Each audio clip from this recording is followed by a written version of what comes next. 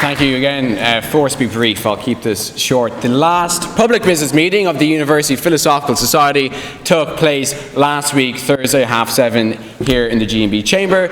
The motion, which was a rather depressing motion put before the House, was this House would engage in environmental terrorism.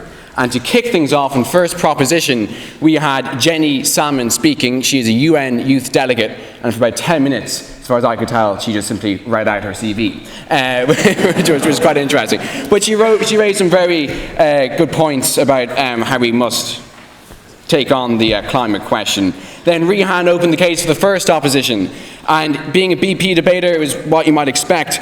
But he did ask the question, he stated, I suppose, terrorism is not a good way to win your objectives, which put me in mind of Harry Hogan, my predecessor here in the Irish Times debating competition. He was debating environmental terrorism, and he asked the question, well, how many people were buying airplane tickets after 9/11? To a very, you could hear a pin drop apparently, but as you could now. But there you go. So that was Rehan, and then to continue the case was Nathan for the second proposition, who is a climate activist here at Trinity. I met him the next day giving out vegan biscuits. You could definitely taste the difference. You do, the Oreos, it's not the same without that creamy, filling. You do miss the dairy, but I didn't say it to him. I said it was delicious, and I signed his petition. But he was he was saying eco-terrorism is about attacking those who are responsible for the climate crisis, was what he was arguing, and that the time to act is now, which is something I'm sure we can all agree with. He also said climate change is not caused by tote bags, which a previous speaker suggested, but rather by the capitalist class. I was with him in the first half of that sentence, but there you go, felt somewhat attacked. And he said violence was accepted in World War II, so why not now, was his call to arms, and that was Nathan. Following along, we had Dr. Roy, an academic here in Trinity, who continued the case for the opposition, suggesting that terrorism, it's not all that's cracked up to be, we should go with civil disobedience. Then Annabella spoke for the proposition, again, well, more about the climate crisis. My notes are really thorough here. Then Amy Cox spoke for the third opposition, and she began her speech by saying, I'm very nervous. I don't want my speech to be memorable. Well, good job, Amy. You succeeded. I don't remember a single word of what she said. And then coming in to close the case for the proposition was Saoirse Exton, who, like any up-and-coming politician, she suggested, will no one think of the children, was her question. Well, fantastic stuff, Saoirse. She also asked, are terrorists the oppressors, or are they the oppressed? Interesting. I don't know if we got an answer to that question. And then finally, John Gibbons, an esteemed climate activist who's been in this field for many, many years, really brought the mood of the evening down. Could it even sink any further? I thought not, but he gave it a very good attempt. For example, 45,000 tons of CO2 pumped into the air, he says, is enough to kill one person. And Ireland last year alone emitted 68 million tons of carbon dioxide into the air. Shame on you with your tote bags, is what I say. Anyway, he went on, and it was actually genuinely very depressing. At the end, he said, my generation, I quote, has fucked it. You have to eat a massive shit sandwich. I apologise on behalf of my generation. Thank you, John. The motion indeed tonight will be put before the House. The motion put before the House, and the nays had it, so the motion fell. And there you go, that was last week's exhilarating debate, and I'm sure I speak for everyone in this room when I say I look forward to another exhilarating debate tonight. Whether the motion passes or falls, well, depends on the strength of your arguments and the mood of the room. I will not talk about my views on the EU. I don't think you kids are ready for it yet. But anyway, so there being no further business, the meeting was adjourned. Thank you.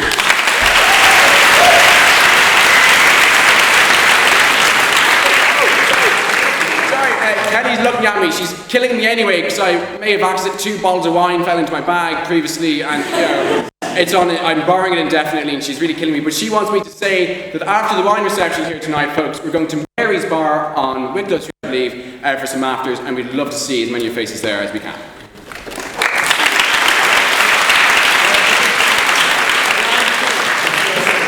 Are there any objections to me signing these minutes as a true and accurate record of the last public business meeting? There being none, I shall duly sign. Welcome everyone to the University Philosophical Society. As you can probably tell by my lack of face bush, I am not Jack Palmer. I am Killian. I am the VP of the Phil.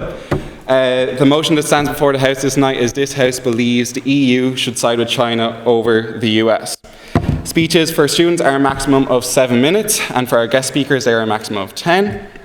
After the first minute and before the last minute of each speech, which will be signified by a bell, speakers from opposing sides and audience members are free to offer points of information. We encourage general audience participation during our debate, so if you hear something you agree with, you can shout "Hear, hear," or "Make America Great Again." And if you hear something you don't like, you can shout "Shame." We prioritize respect during our debate, so if anyone has any concerns with things that are said tonight, our handsome SMC, Max in the corner here, he will be around at the reception all evening and is contactable via smc@tcdphil.com. Alternatively, our President Jack is contactable via president@tcdphil.com. Right, we'll introduce the teams. On Proposition Bench, on Team Mao, we have Finn McGrath, Chair of the Robinson Subcommittee of the HIST. We have Professor Nathan Hill, Sam Lam Professor in Chinese Studies and currently the Director of Trinity Centre for Asian Studies. And we have Anna Kollar, Hungarian, Calvinist, Communist and Slayer of Stephen O'Sullivan. On the opposition bench, on Team Freedom, we have Professor Kiri Paramore, Professor of Asian Studies in the National University of Ireland, University College Cork, where he directs the Irish Institute of Chinese Studies and the Irish Institute of Japanese Studies. His expertise lies in the politics and history of East Asia, with a focus on interaction between politics and culture. We have Wilbur Zuan, who is a member of our UDOMA subcommittee, I believe. Yeah. And we have Professor Catherine Jones, a Professor of International Relations at the University of St Andrews in Scotland. Catherine Jones teaches and researches on issues of security and development in East Asia. So here's to a great debate, guys. Best of luck. It's going to be a fun one. And yeah, let's get going. I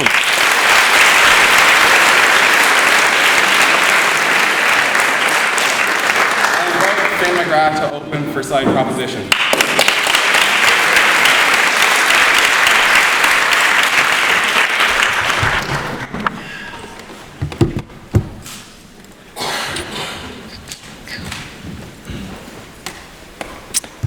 Evening, everyone. I am doing my master's in Chinese studies, but a disclaimer, it is only week 4, so I haven't learned that much about China yet. For example, in my history module, we've only got as far as the 1920s, so like no spoilers. We just introduced this guy called Mao Zedong, who sounds really cool. I hope that I'm really excited to see where that goes. I'm sure it won't lead to like multiple national disasters or anything crazy like that. But yeah, before I tell you guys why I'm definitely right about the future of China, because I know everything there is to know, with my massive experience or whatever, I'm going to go to the other side of the debate first and talk about why America bad. That is all my notes actually say. But you really don't need me to tell you why America bad, because the writer's strike is just over. Yep, the writers. And John Oliver is back. So congratulations, Trinity students. You now have your steady supply of not so fun facts about the slow disintegration of the fabric of American society and the slow collapse of their imperial order. Now that it's back on YouTube, you can sort of catch up and pretend you're up to date on all things US politics. I'm actually surprised he isn't here to tell you about it himself, because when I first read the Phil guest list for the year, I thought I was looking at Jack Palmer's YouTube like subscribed page. But in all seriousness, America bad. And from an EU perspective, America, get this, bad. Right, so in particular, as it relates to China, America is bad. The US can see that China's economy is struggling, which is true, right? The Chinese economy is facing some very serious challenges at the moment, and it remains to be seen whether it can actually navigate those successfully. But the US sees this as an opportunity, right? They see things are already tough in China, and they're trying to make them as difficult as possible. It's leaning on them economically and politically, trying to ratchet up tensions through rhetoric and through economic policy. And I know this sounds very like conspiratorial or whatever, but we always talk about China and politics in China in these terms as well, right? We are always like, oh, what are the Chinese up to? And like the racism should not be lost on anyone as to like why that is the case. So it's only fair that we talk about US politics in the same terms, because there isn't as much of a difference as you might think between how those two countries conduct their business. So this leaning on America, from America on China, is playing into Xi Jinping's hands. And again, it's week 4, but from what I can tell so far, this Xi Jinping guy, kind of bad, like kind of a bad dude. But the one thing that really stuck out to me from my course is that all the Chinese students in my course kind of think she is like a little bit of a joke. You know, like the lecturer will say, oh, Xi Jinping, well, why do you think he's a good communist? And then they'll all be like, oh, that's so funny, good one. And I'll be like, yeah, delete TikTok off my phone. Yeah, good one. But I do think it's that they view Xi in a similar way to we see someone like Donald Trump, right? Dangerous, yes, but ultimately kind of funny. Because they're all the same genre, like these guys, Xi, Putin, Trump, Modi, Bolsonaro. Yes, they're like a danger to the world and democracy and whatever, but they're all the same genre of like pathetic dude, where they have a big ego and they don't like to be criticized and they want you to see how tough they are. Xi Jinping daddy issues, I'm not ruling it out. And when you learn a bit about Xi Jinping's dad, it actually starts to really add up.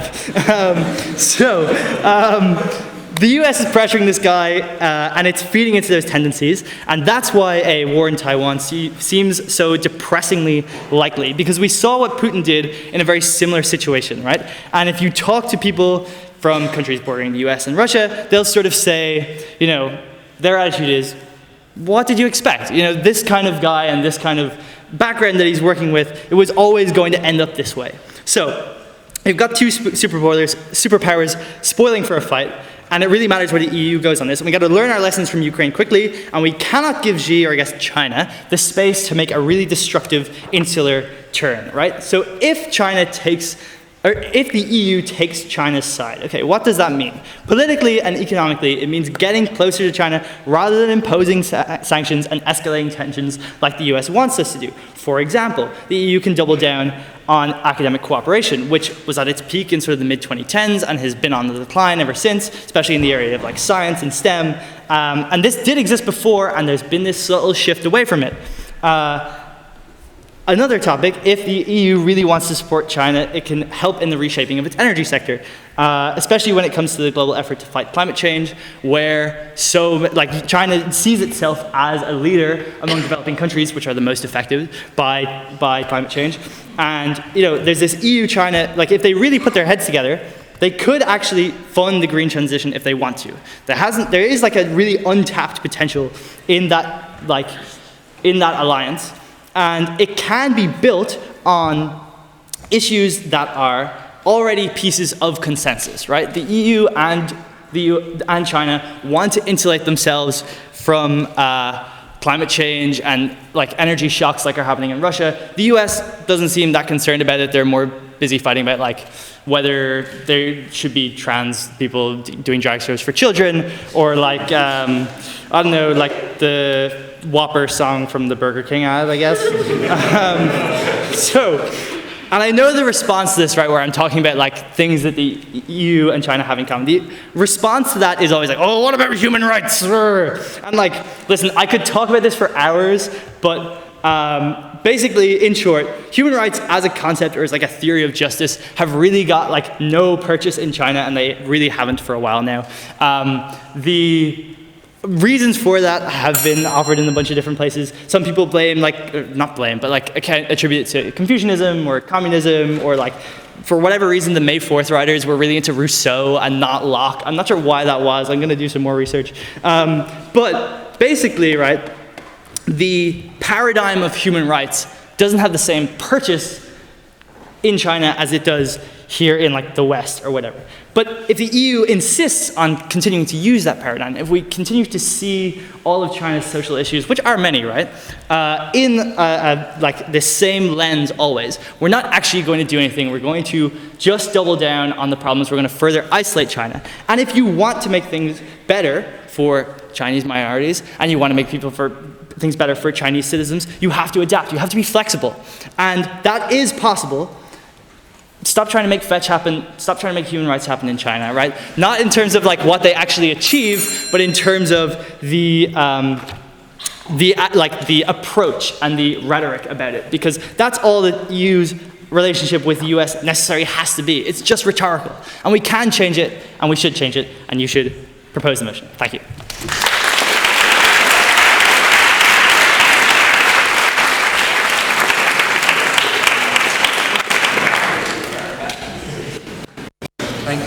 that fine speech, I now invite Professor Kiri Paramore to open for side opposition.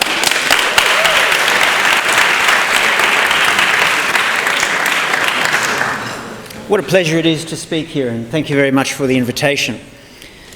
Finn, you're absolutely right. The United States is ratcheting up tension against China, and we have to decide which side it's best to be on. But let's just think about this proposition for a minute. The European Union should side with China over the US. The European Union.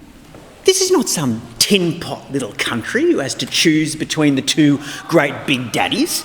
This is the European Union. So the first argument I'm going to make tonight is that this proposition is rather problematic in the way it is framed.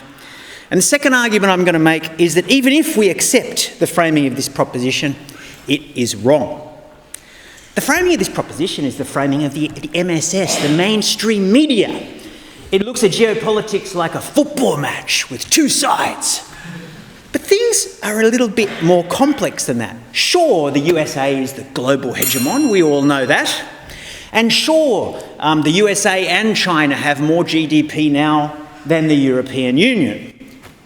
But we live in Ireland, most of us, and we know that despite being the second richest country in the world, also in terms of purchasing power, maybe that doesn't mean so much. And the reason why we live in a rather impoverished country, despite having a huge GDP, is that centuries of poverty cannot be fixed by 1 or 2 years of high economic growth. Because hospitals and housing and infrastructure and clean water take decades, possibly centuries of those types of figures to fix. So yeah, China has a bigger purchasing power parity than any of these other big blocs.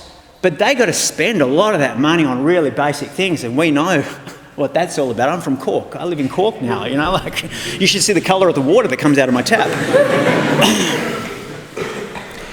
So the EU, by contrast, most of the EU, the big parts of the EU, where I used to live in the Netherlands, Germany, France, these have been rich for a long, long time. And that means that purchasing power they do have, that's consumer power. And that is the might of the European Union, is its consumer power. And we see that if we think, okay, the US is the big global hegemon. Has any country recently actually been able to influence the US? Actually been able to restrain US power? Who's heard of the Brussels effect? The idea that European regulation can affect the entire world and can restrict US capital. And that's happened. Things like electric cars, for instance, right? Where Toyota and a whole bunch of other people were doing hybrid. Volkswagen went for not hybrid, plug-in. The European Union said, we don't consider hybrid environmentally friendly. End of story. That's just one example. So this is not about all these IR theories about threat. This is real things that really happened. And this is just one example of where the EU actually affects the world, including the USA. And it does this in a variety of other ways. Has China ever limited the power of the United States of America? Again, not in theory, in reality. Yeah, sure, in the Korean War, before the 1980s, they supported Vietnam, they supported the guys fighting against apartheid in South Africa and that kind of thing. But since 1980, when China so-called opened up and embraced capitalism and so forth, has China ever since then restricted American power even by a millimetre? Possibly the greatest living historian of modern China, Prasenjit Duara, actually said in 2013, China, since Deng Xiaoping, since about the 1980 when China opened up, is just another US satellite state, a manufacturing base and military surrogate. And think what you use that's made in China. Think about America. They're big factories that produce cheap goods for American people and they enjoy them, right? Just like Korea and Japan did before and Taiwan. And militarily, remember when relations really got good between Vietnam and the United States? Deng Xiaoping was visiting the USA. And of course, 1979 it was, the famous Chinese invasion of Vietnam. And it was carried out the same week that Deng Xiaoping visited the US with a little gift for his imperial master, offered up over cocktails in the White House, where Deng Xiaoping, as one imperialist to another, leaned over to Jimmy Carter and said, 小朋友不听话，盖大大屁股了. The little The little kid has been naughty and they should be punished. They should have their body smacked. And within days, the tanks rolled over the border into Vietnam and the Vietnamese had their bums spanked for having dared to defeat the United States in a war. So that's the reality of history. So this idea that China rather than the EU is the potential threat to the USA, the framing of this proposition is problematic. Now, even if, my second argument, even if the EU was somehow just some little kid looking for daddy, a sort of slightly larger version of Australia, even then the proposition that the EU should side with China is wrong. And that is because, as alluded, well, firstly because America's stronger, and this is my inner Australian coming out. If somebody's going to win, get on their side, right? But also because of our European values. Our European values. You might be wondering, what are they? Well, luckily, exactly this time last year, Josep Borrell, our foreign minister, you might not know who he is, but Vice President of the European Commission and the Foreign Minister of the European Union, he told us what it was, quote, "Europe is a garden. We've built a garden. Everything works. It's the best combination of political freedom, economic prosperity and social cohesion that humankind has been able to build. The rest of the world," he went on, "is not exactly a garden. Most of the rest of the world is a jungle." And the jungle could invade the garden. Which is basically saying, I'm all right, Jack. In other words, we're rich, let's pull that ladder up behind us. And that is what the European Union represents. And God, thank God, a few years ago I got Dutch citizenship and I'm part of it. You should see what the salary of a professor in the National University of Ireland is. I can hardly believe my luck, it's wonderful. These are our economic values.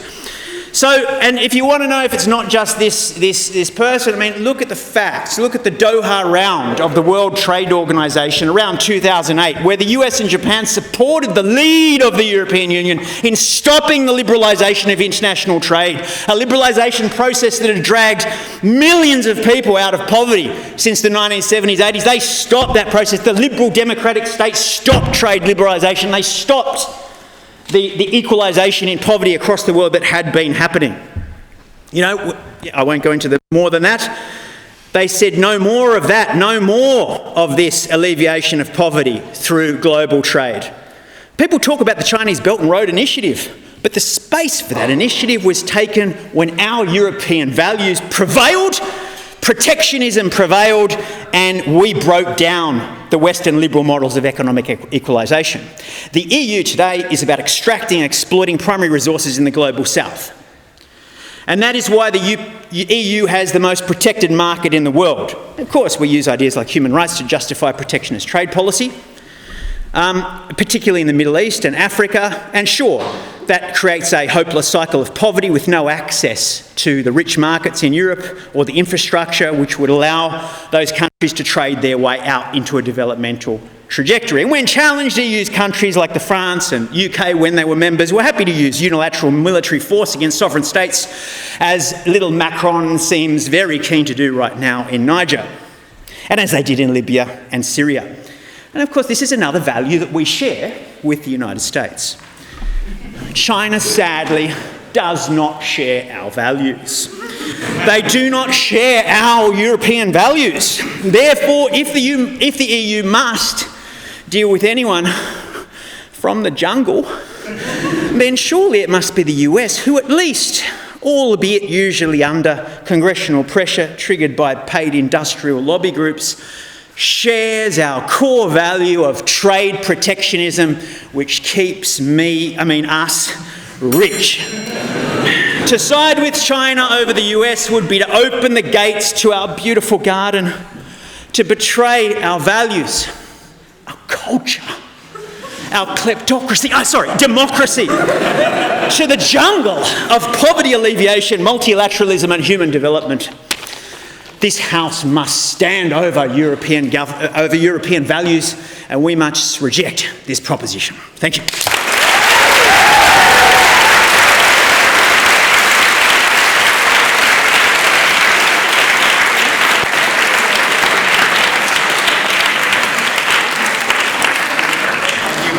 that fantastic speech, and I invite Nathan Hill to continue for side proposition.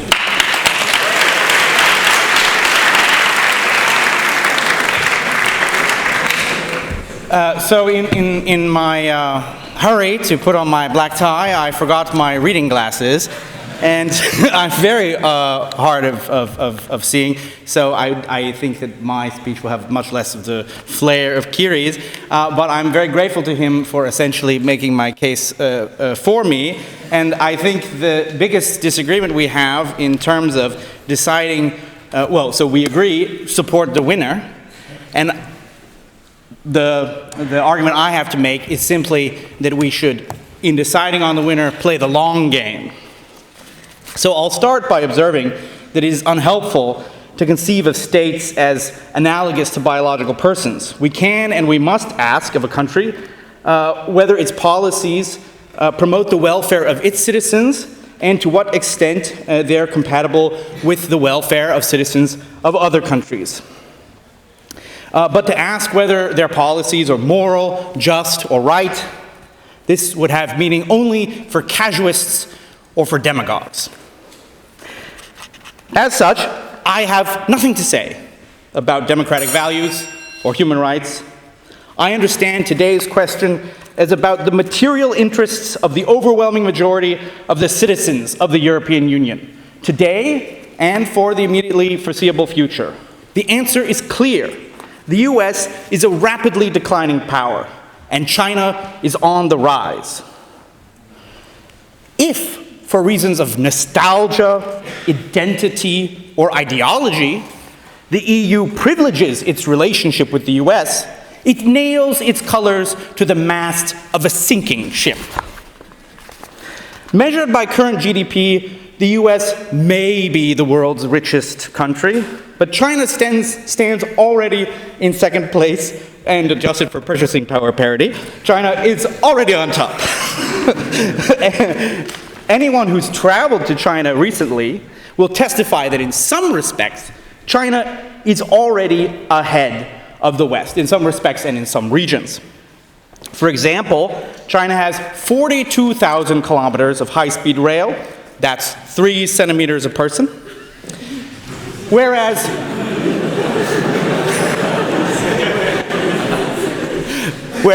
the US has 80 kilometers. That's 1/4 of 1 millimeter per person. Since 1982, China has lifted 800 million of its citizens out of poverty, and through its Belt and Road Initiative and its participation in the New Development Bank, it is helping other countries to do likewise. Now, some may say that this debt trap diplomacy is just a sinister ploy for world domination. And I say, maybe they're right. But the structural adjustments of the IMF and the dollar-denominated loans from the World Bank have so far only exacerbated global inequality and worsened poverty, especially in Africa. Competition in the provision of development finance should be welcomed by everyone. And objectively, China is offering more favorable terms than the US and its Bretton Woods lackeys. As elsewhere, China's economic development has come at an environmental cost. China has the world's largest carbon footprint, with the US in second place, although in per capita terms, China stands in 7th, the US in 2nd, with only Saudi Arabia ahead. However, there are signs that China may soon turn the corner towards a green economy. At the close of 2020, China boasted 253 gigawatts of photovoltaic capacity, a third of the world's total. 2 years later, the US has achieved less than half of this capacity, with only 110 gigawatts. Also, last year, 30% of new cars sold in China were electric. Compare that to the 7% of the US. China holds the potential not only to contribute to a greener, but also to a safer future. And this is where I think Kiri and I would most agree. The United States has the largest military in the world and rarely hesitates to use it. Wars of aggression cost 1.35 million lives in Vietnam, 650,000 in Iraq, 200,000 in Afghanistan. Since 1970, the US has financed or militarily supported so-called regime change in Colombia, Chile, Bolivia, Ethiopia, Angola, East Timor, Argentina, Poland, Chad, Nicaragua, Grenada, Panama, Zaire, Yugoslavia, Kyrgyzstan, the Palestinian Authority of Libya, and Pakistan. Okay.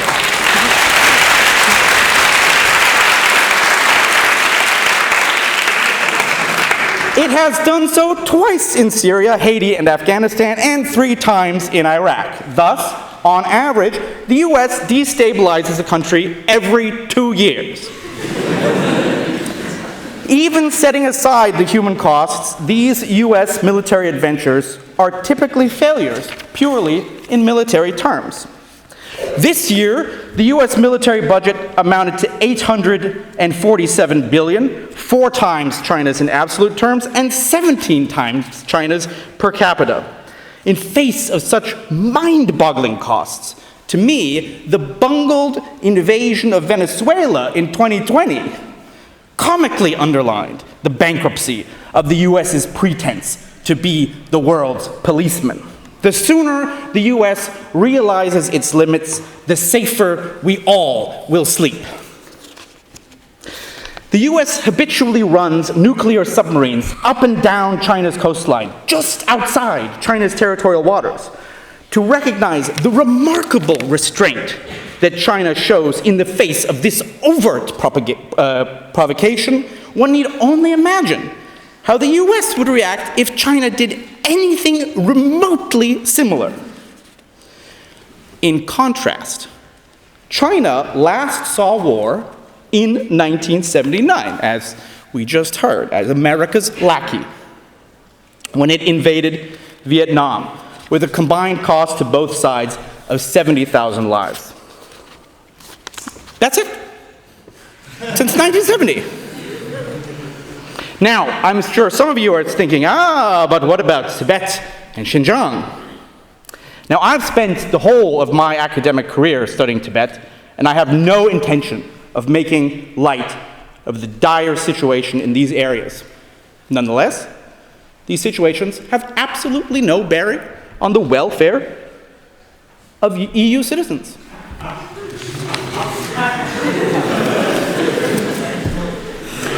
In short,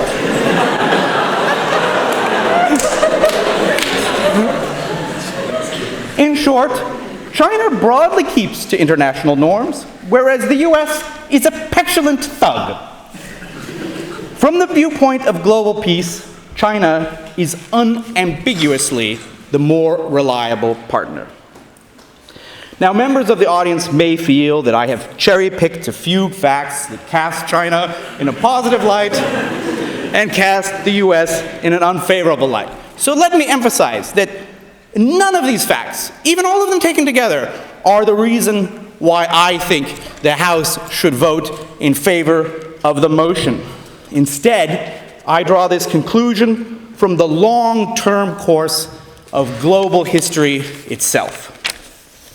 The scholarship of world systems theory, particularly Giovanni Arrighi's The Long 20th Century, published in 1994, argues that since the time wage labor came to predominate as the social institution for organizing production, world history can be divided into 3 distinct phases, each associated with the rise and the subsequent decline of a hegemonic power. In the 17th century, this power was the United Provinces of the Netherlands. Throughout most of the 18th and the 19th century, it was the UK. And in the 20th century, the US was the unambiguous hegemon. In each case, this power rose on the back of an unusually productive manufacturing section, was sustained through control of world commerce, and as each respective power slowly declined, it enjoyed an afterlife as a hub of finance. So So we can see right now, UK, hub of finance, US, still in control of global commerce, China, major manufacturing power. This arc of industrialization, commercialization, and financialization also coincides with an ideological zigzag from protectionism to free trade back to protectionism. If globalization and deregulation were the path to mutual prosperity and world peace, as we incessantly heard from 1980 until the global pandemic, why in 2023 do we hear loud calls for export bans to China and tariffs on Chinese goods? The answer is that the US has shed its mantle of hegemony and is settling in for its long decline. The EU can either join the US in its bellicose dotage, or it can join China in proactively shaping a prosperous, sustainable, and peaceful community of shared destiny for mankind.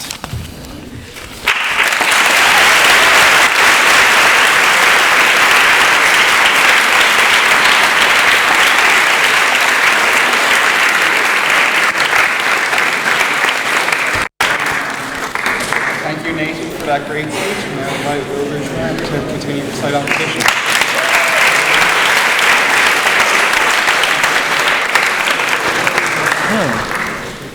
So, good evening, everyone. My name is Wilbur. It's my first time speaking here.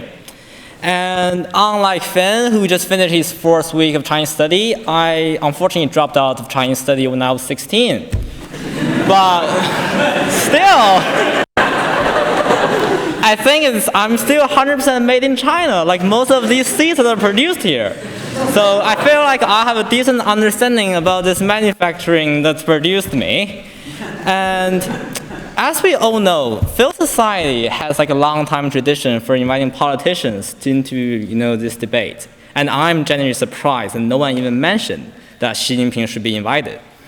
So I kind of had this idea like last week. I feel like maybe I should direct message him on Instagram or something. Something like, hey, dear President, I'm delighted to inform you that our propaganda finally bears its fruit. These Western kids see the true color of American fake democracy and ready to embrace your great leadership. Thursday, Trinity Dublin at 7:30. Text me back. Bye. And I realized one thing. This guy, he doesn't even own an Instagram account. And instead, he doesn't own any Western social media account. Like this great professor from Cork, I forgot his name, said. The country between EU and China, they're so culturally different. Like, it's great that the professor from Trinity, again, I forgot his name, mentioned that we can have this, like, a lot of this political and economic cooperation together. Like, for example, he pointed out that our family actually owns 9 centimeters of the railway in China, which we're gonna greatly benefit from it. However, I mean, this relationship between America and China is not purely based on economic and political relationship. There's a great cultural consensus between the two parties. For example, I'm sure a lot of you know or talk to a lot of American friends or relatives. You've probably seen millions of Hollywood movies, and you probably laughed about Donald Trump lately. But how much you know about China? From my own experience, very little. You know what's the 3 commonly asked questions for me as a Chinese? First one, do you know Kung Fu? Second one, do you eat dog? Third one, do you flush the second child down the toilet? Like, I don't blame you for that, because for decades, the Chinese government is trying to exclude our generation from the rest of the world. So social media, as an example, like, we don't use anything called like Instagram, WhatsApp, Facebook, and anything you can name of. And in fact, the only overlap I can think of is TikTok. I think we should imagine a world where we assign all the TikTokers as our ambassadors. So the first point is, like the doctor mentioned, the two worlds are too culturally excluded, and there's no way that the EU can make the EU kids bounce with Chinese kids. So this cooperation purely based on political or economic relationships is not gonna happen if the population does not agree with each other. Right, and here's the second point. So I've been watching this show lately. It's called Shameless. It's a great show, by the way. Right. So why I'm throwing at this, it's a show about this descendant American-Irish family in the south side of Chicago where they have an alcoholic dad and a bipolar mom, which I find is a great metaphor for this situation about China and America.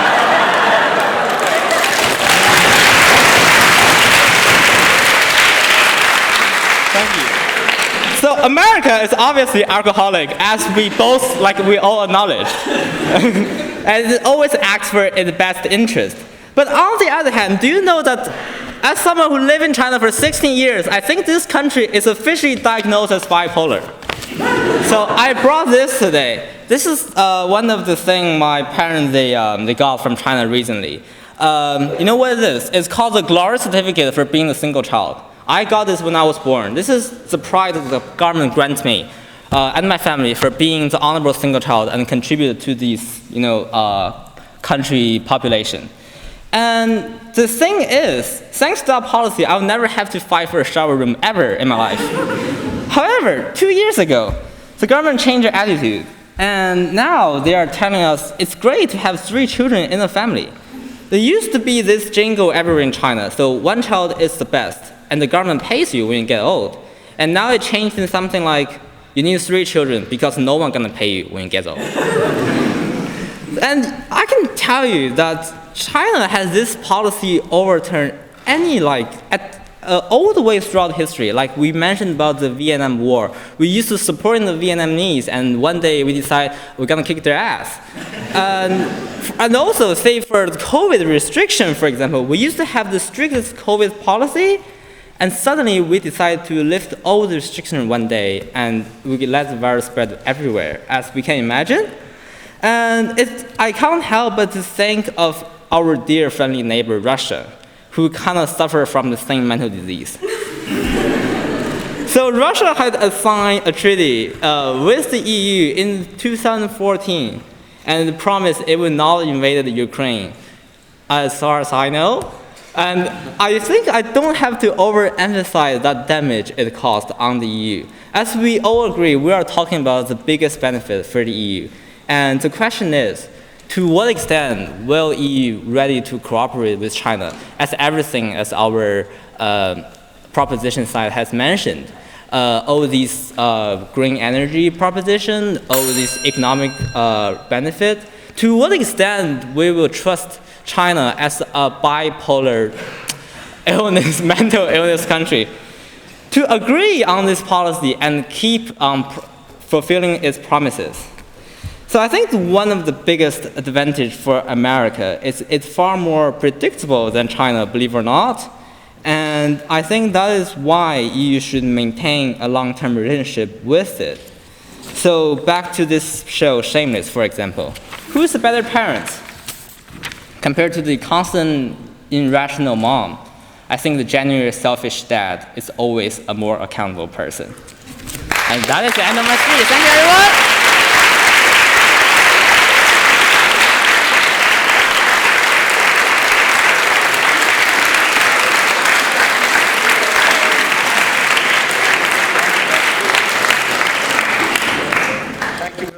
Great speech, and now we invite Anna Collar to close her side proposition.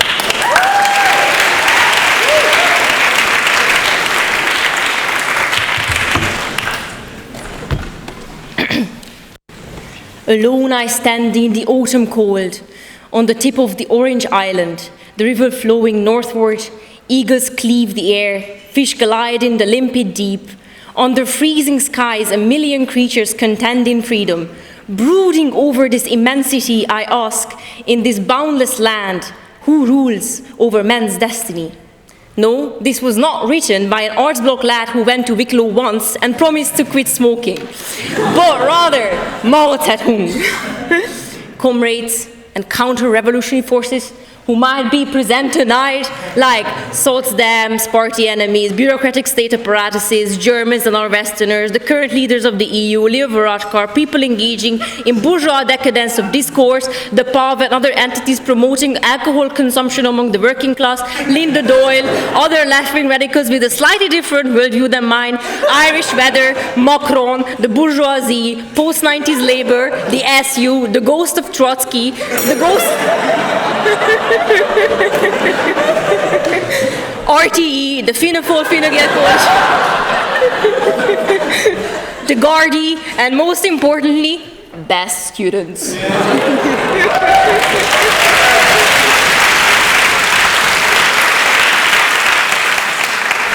The Phil has invited me, a Hungarian Calvinist communist, to give you thoughts on my perspective on the EU.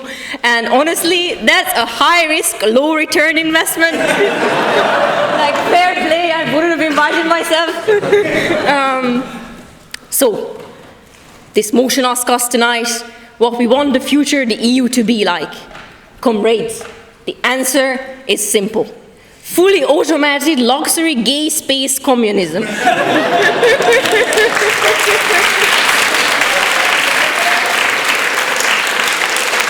That is the end our heart desires.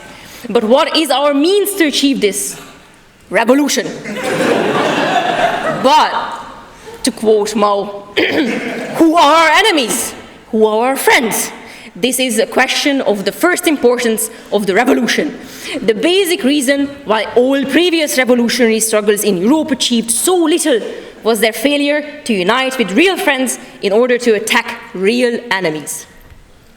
I believe with lukewarm, comradely passion that China is our friend and has many assets to bring to the table to achieve gay space communism. First thing, space. China is world-renowned for its space exploration. We need to occupy other planets for two revolutionary reasons. Most importantly, so we can have a place to escape to once polar bears and other animals on the verge of extinction develop revolutionary consciousness and unionize against us with weapons and shit. I'm not sure about you, but the size of spiders in Ireland just keeps increasing. So I think this process has already begun. But space is also really important, so we can send people into exile.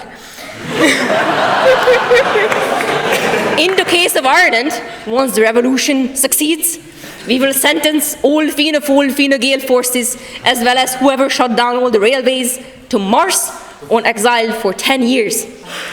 On good behavior, these politicians can be freed sooner if they figure out how communal property works, or they establish a decentralized, autonomous community on Mars. Secondly, we need to achieve full automation. China has always led technological innovation. Paper, gunpowder, the clock, and compass are all Chinese innovations. And of course, some other stuff that I know little about, like bullet trains, Jesus, I cannot remember, aeronautics, nuclear physics, and of course AI, which I never use to write my essays. And I don't encourage anybody to pay $20 for the new ChatGPT. My second argument is that the revolution needs to get rid of at least two things, very horrible things. And China can teach us a lot about the know-how. First, landlords. Once the masses have their organization, the first thing they need to do is smash the political prestige and power of the landlord class, and especially of the local tyrants and evil gentry, that is, to pull down landlord authority and build up communal authority in society. I'm not just saying that because yesterday at a protest I fell in love with the Revolutionary Housing League guy, but also because I live in Dublin. €1,000 for a room? Nuh-uh. As James Joyce put it, too many landlords in the dole. That's why rents will never fall. And the second thing, and this even might be a bit more important,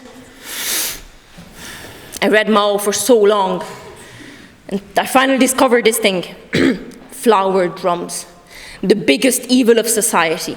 But honestly, I didn't know what they were to begin with, but I read further, and then as Mao writes, all vulgar performances shall be forbidden in all places. And now when it comes to vulgar performances, I'm not sure about flower drums, but if it means that we can get rid of the trinitones, I'm all for it. So yeah, that's mostly what I wanted to say. If you're for fully automated, gay space communism, please vote for the proposition.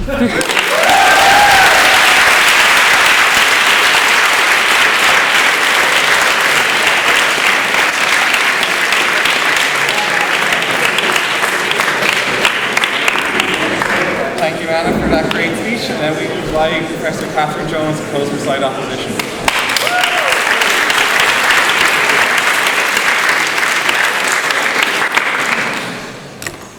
All right.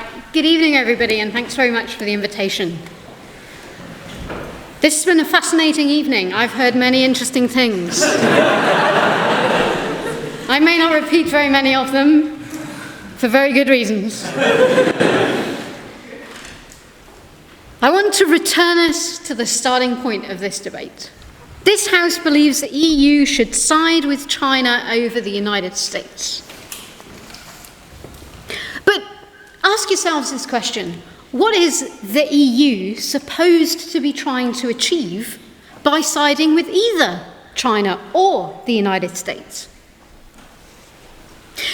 In what will probably be my only sporting metaphor I ever use in my life, I think the EU should be trying to play the field. This isn't a story about gardens and jungles, and if it was, the proposition would be trying to draw you up the garden path and dump you in the jungle. This is a story about the EU trying to make a path for itself and trying to have some decision-making power on its own, which is a fallacy in itself. I live in the sunny uplands in Scotland, where somebody in my country at some point made a decision that we would be better off outside of this nonsense called the European Union.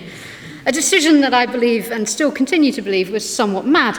But so the journalists in the rest of the UK would lead me to believe the crackpots in Brussels can't make a decent decision to save their lives.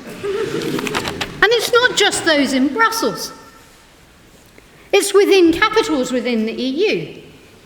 Merely 4 days ago, we had Germany claiming that it welcomes China's support for the G20 debt restructuring framework for poorer countries. Grand. At the same time, Olaf Scholz was saying we need to reduce critical dependencies in the future with China. Well, which one did it? Are we working with China? Are we embracing China? Are we hugging the panda? One of the things that the proposition has tried to tell you tonight is things will be a lot better if we side with what they believe to be the winner in a competition between China and the United States, and that winner would be China.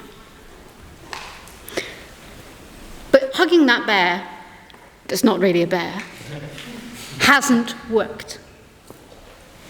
Germany's engagement with China through businesses, through critical key businesses for Germany like VW, has not changed or shaped lives in the way that the German manufacturers might have intended it to. The Italians signed an MOU on the Belt and Road Initiative. Some people seem to suggest that they only did this in order to win more money from, yes, you've guessed it, the European Union. Because by playing China and the United States and the European Union Centre off against one another, they could win a better package for themselves. And what I think is that the EU needs to do the same. It needs to play one side against the other in order to win the best deal from both.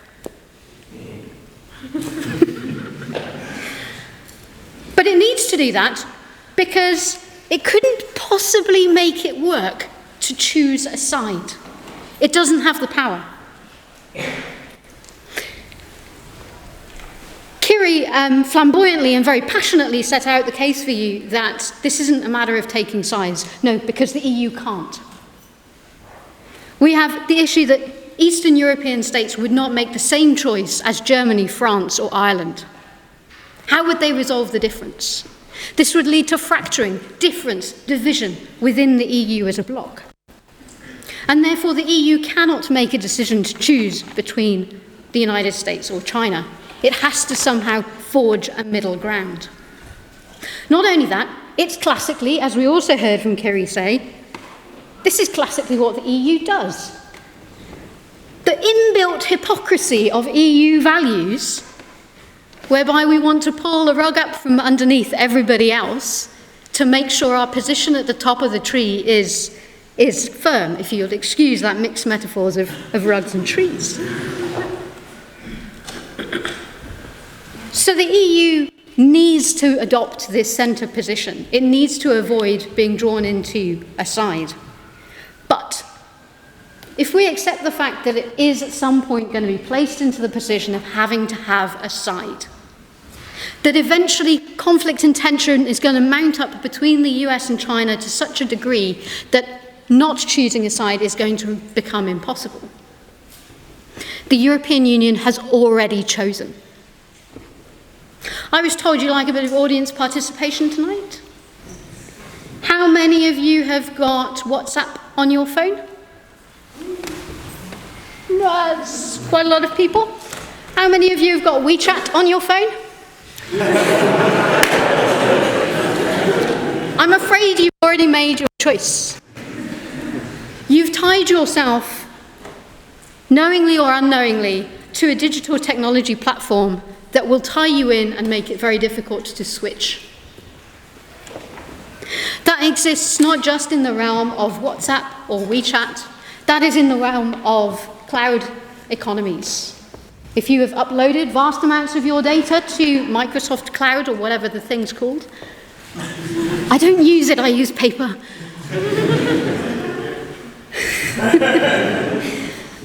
You will find it very difficult to transfer to a new cloud computing technology. The path dependency that has been put in place by both the US and the EU as a collective combined entity has built your path for you without you making any decision whatsoever other than to say, I'm going to download this app rather than that app. No. On top of that, the defence of the EU, the extent of its borders, is so heavily tied into supply chain networks and defence contracting with the United States. One of the biggest challenges in understanding the Russian war of aggression against Ukraine has been, why is it that states, for example, Vietnam, has been mentioned a number of times, why is it that places like Vietnam, Indonesia and others have struggled to come out with a clear statement saying, we're opposed to this war against Ukraine? Well, have a look at Vietnam's defence industry. Nearly 90% of Vietnam's military capacity comes from Russia or the former Soviet Union. This isn't just about mere interoperability. This isn't just about buying bullets and guns from somebody different. This is about an entirely different training platform that will take years, if not decades, to change. Now, Vietnam might not make that same decision today, but it will take a long time for the European Union to separate itself from a defence industry that's tied in so heavily with the United States. On top of that, it's not like China has a credible offer as an alternative. It's not setting itself up to be a vast defence expender. It is not setting itself up to be a vast armament industry. And therefore, you're saying, I would move away from my happy security blanket of the United States and all of its expensive weapons and leave myself potentially exposed in a world where I'm not certain where I'm going to get all of my weapons from. Now, Germany, as an individual player, might try and fit into that gap. But it hasn't got the capacity or the industry to be able to do that. And so Europe has already made its choice. The EU has already made its choice in the digital space, in the security space. It's already made that choice in the values industry. And it's already made that choice in terms of trade. So I ask you, and I recommend that you reject this motion tonight. I don't disagree with some of the fabulous phrases that came out from the proposition tonight, that the US is a petulant thug, and that it's bellicose in its dotage. However, success and what the EU needs to try to achieve in the decades going forwards, unfortunately mean we've already hitched our wagon to that bellicose thug. And we cannot now turn back. On top of that, and this is maybe my most provocative thought for the evening, China might not choose the EU.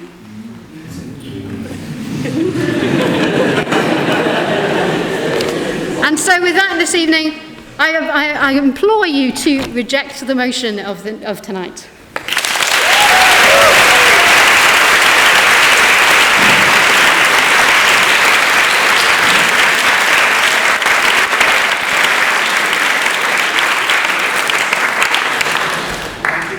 For a fantastic speech. So the time has come for us to vote whether we are in favour or against the motion. In a few minutes I'll ask if you are in favour of side proposition. Aye. And if you are in favour of side opposition, you shout nay. So all those in favour of side proposition, shout aye. Aye.